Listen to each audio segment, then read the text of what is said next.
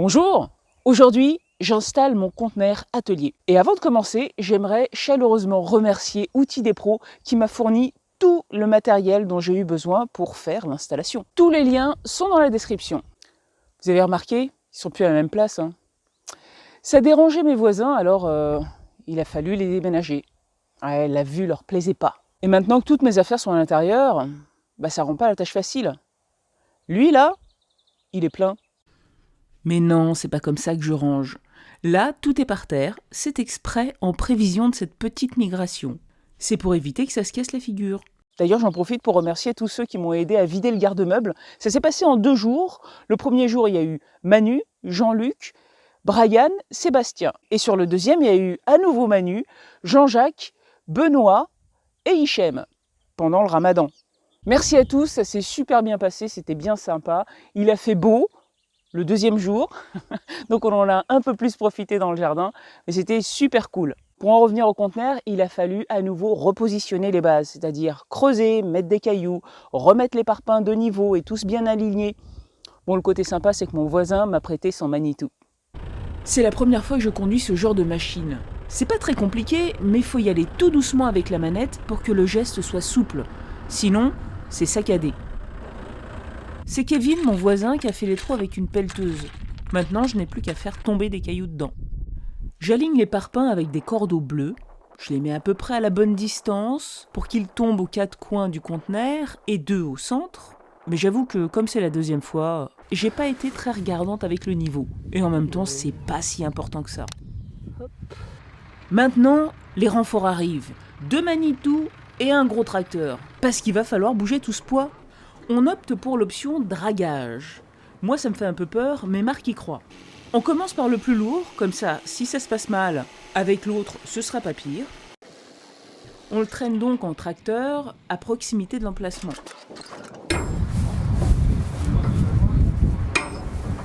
Ça va, rien n'a bougé. Vous avez bougé? Tout est par terre! Non. Non, ça l'était déjà.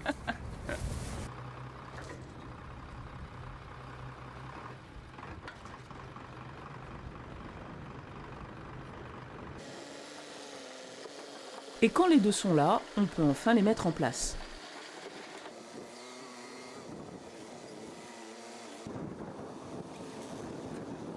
Encore une fois, l'opération n'a pas été indolore pour le terrain. Vous avez vu toute la terre que ça a retourné. Et en plus, ça a mis des cailloux partout. Va falloir tout ramasser. Sinon, ça va être compliqué de tondre. Dans le conteneur atelier, pour éviter d'être gêné pendant que je fais le câblage des prises électriques et de la lumière, j'ai mis un minimum de choses au début, juste les meubles et les outils très très lourds que j'aurais du mal à déplacer toute seule. Regardons de plus près ce que m'a envoyé Outils des Pros. Je vais commencer par ça.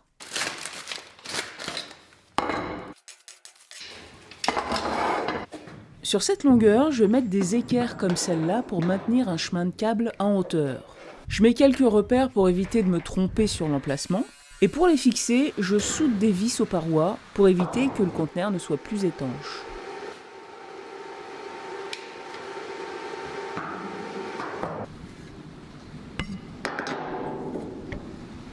J'en ai mis tous les 1,10 m parce que je sais déjà que je vais y accrocher beaucoup plus de choses que prévu. Maintenant, les chemins de câbles. Vous ne savez pas ce que c'est que des chemins de câbles? C'est ça. Ça permet d'y ranger des câbles. Ça fait 3 mètres de long, la hauteur et la largeur sont au choix. On les fixe entre eux avec des petites vis exprès. Et puis ça se coupe à la longueur désirée. Ça, c'est un boîtier de chantier. C'est pas le moins cher, mais c'est franchement pratique. Ça me permettra de déménager mon atelier en fonction de l'évolution du chantier. Quand la maison sera hors air, hors eau, j'aurai certainement envie de mettre toutes mes machines à l'intérieur. Et j'aurai qu'à le décrocher et le mettre là où je veux. Maintenant que le travail en hauteur est fait, il est temps de s'aménager un espace de travail confortable.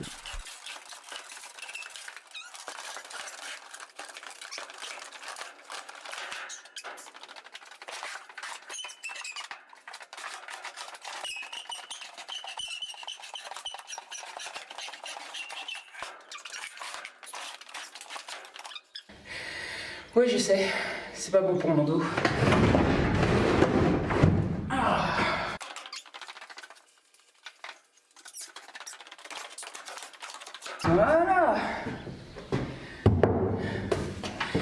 je vais m'en servir un petit peu. On se croirait déjà à la maison.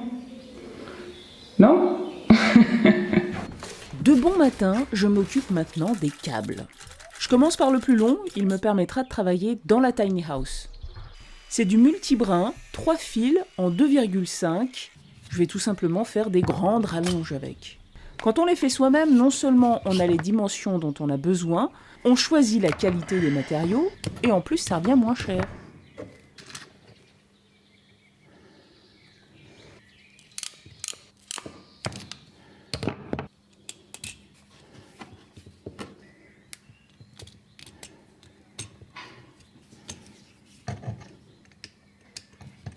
Notez bien le positionnement des fils pour la prise femelle. Quand vous la regardez en face, le bleu est à gauche et le marron à droite.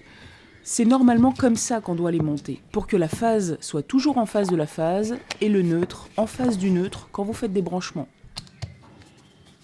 Et pour la prise mâle, c'est la même chose mais en miroir, puisqu'ils se regardent en face. Enfin tout ça c'est pas bien grave, c'est qu'une question de couleur de fil, mais autant qu'il soit au bon endroit.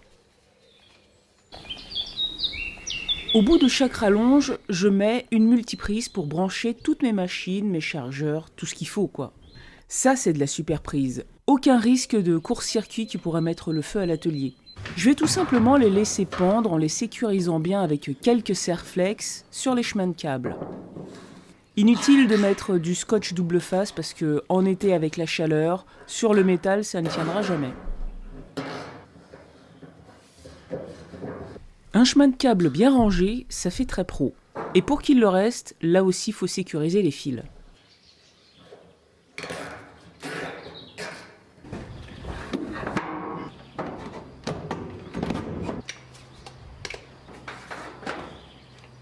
Voilà. Maintenant que tout est en place, je branche provisoirement une rallonge pour pouvoir me servir de mes machines. J'ai besoin de découper quelques tasseaux pour les mettre sous les barrettes de LED. Vous comprendrez pourquoi dans quelques minutes. Ça, c'est Fabrice qui me l'a fait. C'est très pratique. Merci Fabrice. Et merci à tous ceux qui me soutiennent d'une façon ou d'une autre, sur Tipeee, sur PayPal ou tout simplement en regardant mes vidéos et en s'abonnant. Merci. J'ai commandé ces réglettes LED qui font jusqu'à 1300 lumens, ce qui est plutôt pas mal. Il y en aura 12 dans le conteneur. Ça devrait être bien éclairé. On peut les brancher en série, sauf que le câble qui est fourni avec ne fait à peine que 15 cm de long. Moi j'ai besoin de plus, donc je vais faire un petit montage entre les deux câbles. La soudure c'est pas sorcier, il faut juste bien nettoyer la panne sur un chiffon ou une éponge humide, étamer la panne pour que la surface de transfert de la chaleur soit plus grande, mettre un peu de pâte à étamer sur les fils pour que ça se fasse plus facilement, et faire en sorte que l'étain fonde sur le fil et pas sur la panne. Si vous répétez ces quelques mouvements à chaque fois, vos soudures seront bonnes à coup sûr. Le fer, le petit étau, c'est Jean-Marc qui me les a offerts. Merci Jean-Marc. J'ai fait exprès de mettre beaucoup d'étain sur chaque fil pour que la soudure se fasse rapidement. C'est à cause de la gaine thermo-rétractable. Je la mets en place et la tiens avec ma main gauche. Ça me permet également de contrôler la chaleur. Je fais d'abord fondre l'étain de l'autre fil, puis celui-ci à la dernière minute. J'attends un peu que ça refroidisse et je peux mettre la gaine. Hop. Et la seule chose qui compte, c'est que les fils soient bien protégés, pas dénudés. Voilà. N'oubliez pas avant de commencer d'en mettre là, parce que sinon vous ne pourrez pas les passer.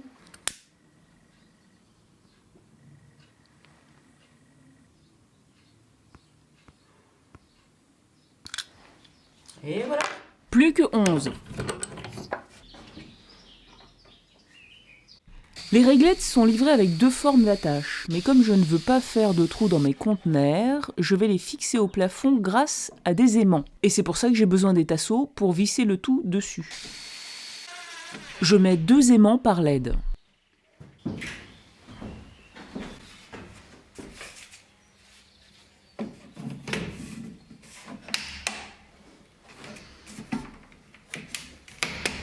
Le tasseau est un peu plus court d'un côté pour pouvoir accéder au bouton de réglage de l'intensité de la lumière.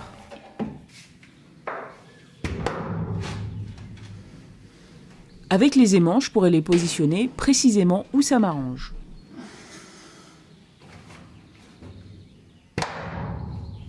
Maintenant que tout est prêt à l'intérieur, occupons-nous de l'alimentation en électricité. Je vais commencer par la terre. C'est très important que le piquet soit juste à côté du lieu où on consomme l'électricité. Si on utilise celui qui est à côté du compteur, c'est trop loin. Il ne faut pas qu'il dépasse de plus de 10 cm du sol. Comme les conteneurs sont en métal, je vais les relier à la terre. Il faut que je fasse un trou, puis un taraudage pour y mettre une vis qui maintiendra la tresse.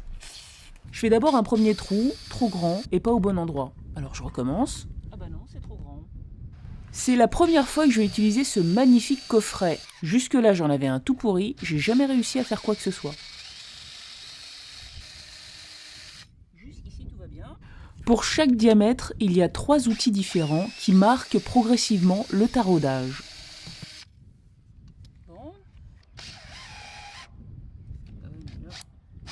Non, c'est clair, j'ai aucune assurance dans le geste parce que jusqu'ici, ça a toujours raté. Comme quoi, c'est vachement bien d'avoir des super outils.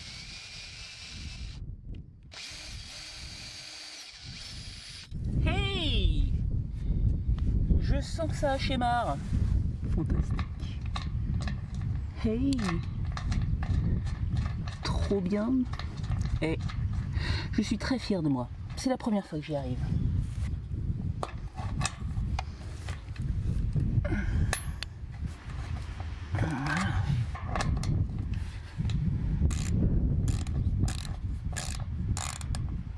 Ça, c'était pour le conteneur de stockage. Maintenant, je fais passer la tresse sous le conteneur atelier et je fais la même chose. Ensuite, je la relie au piquet de terre. Et pour finir, je veux faire rentrer la tresse dans le conteneur. Mais il y a plein d'IPN sur le sol, alors il va falloir viser juste. 80.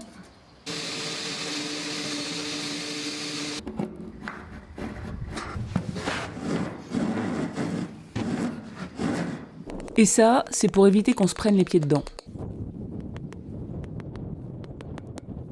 Passons maintenant au tableau. Je découpe ce truc pour faire passer le câble à l'arrière du compteur. Là, je dénude et je prépare les fils.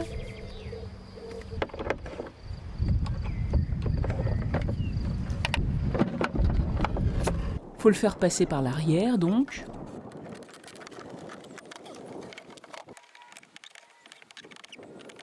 Lui, je l'ai changé. C'était un 16 ampères. J'ai mis un 20 ampères que m'a donné Steph. Merci Steph.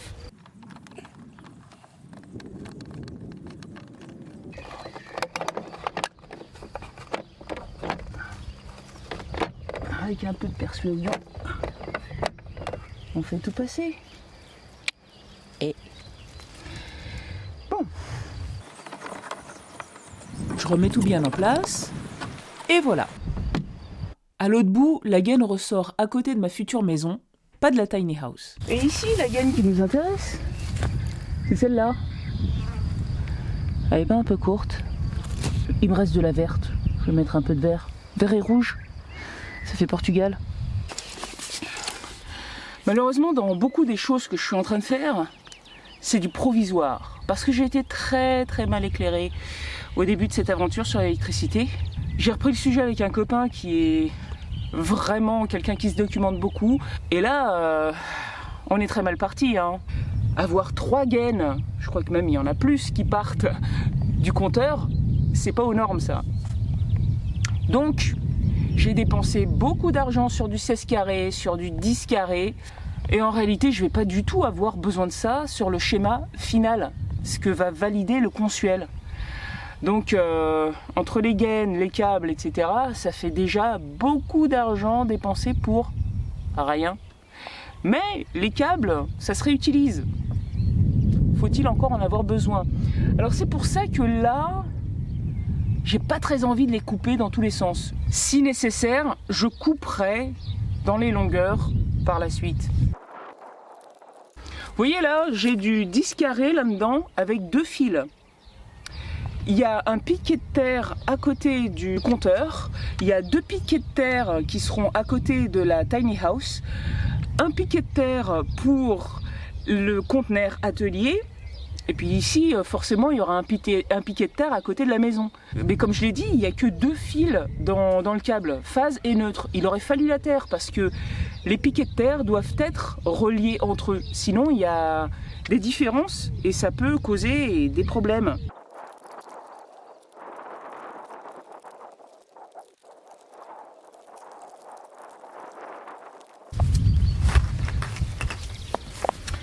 C'est dommage, hein, 2 mètres de plus et je serais arrivé au conteneur. Mais le problème, c'est que je ne pouvais pas mettre le conteneur plus près. Parce qu'il va y avoir une petite extension de ce côté-là et quand on sera arrivé aux travaux, et ben, si je suis trop près, il va me gêner. Maintenant, je vais vous faire une petite démonstration avec ce 10 carré dans une gaine de 40. Parce que moi, on m'avait dit d'enterrer les gaines et ensuite de faire passer les câbles. Et ben, je peux vous assurer que c'est vraiment galère. Et là, je vais faire rentrer le câble sans utiliser le fil qu'il y a dedans, puisqu'il n'a pas été accroché, donc il s'est perdu à l'intérieur.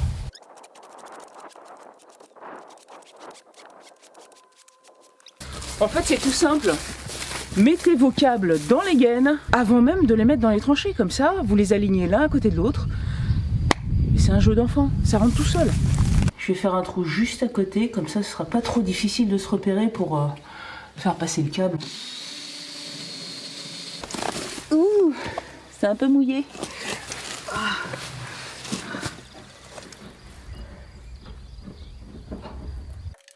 J'ouvre le boîtier pour y connecter directement les câbles, c'est-à-dire le 10 carré et la tresse de terre.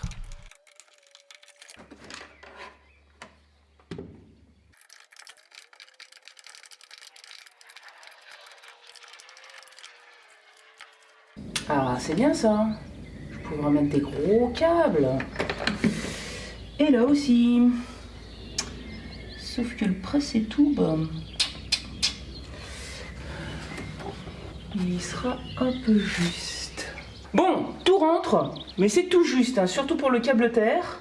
Là aussi, ça s'est bien ouvert, c'est bien fixé, c'est top. Le presse-et-tout que j'avais fonctionne sur la prise terre, mais en revanche, celui qui était dessus, ça marche pas, il m'en faut un plus gros. Là, ça passe pas du tout. Le câble fait 11 mm et celui-ci, si je me trompe pas, il en fait 16. Il y a trop d'écart, hein, ça rentre pas. Il m'en faut un autre. Je le mettrai plus tard.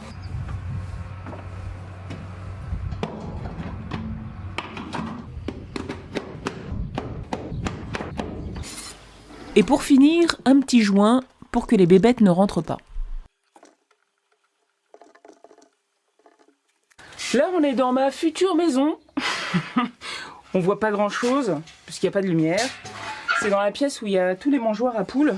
Et dans cette pièce, je vais poser un boîtier de dérivation. Alors, c'est pas du tout dans les normes, mais vu comment est partie l'électricité, malheureusement, je vais devoir faire une installation provisoire. Et puis le jour où je ferai la maison, là, je mettrai les choses proprement. Bon, je me débrouillerai pour l'accrocher. Ça se trouve, je pense que je vais juste mettre un petit crochet et le maintenir. C'est provisoire. Comme on voit pas grand chose, je vais vous montrer le résultat une fois câblé.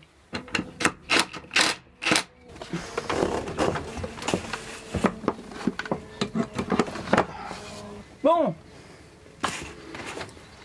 Super. Bon, là c'est déjà un peu un moment de vérité.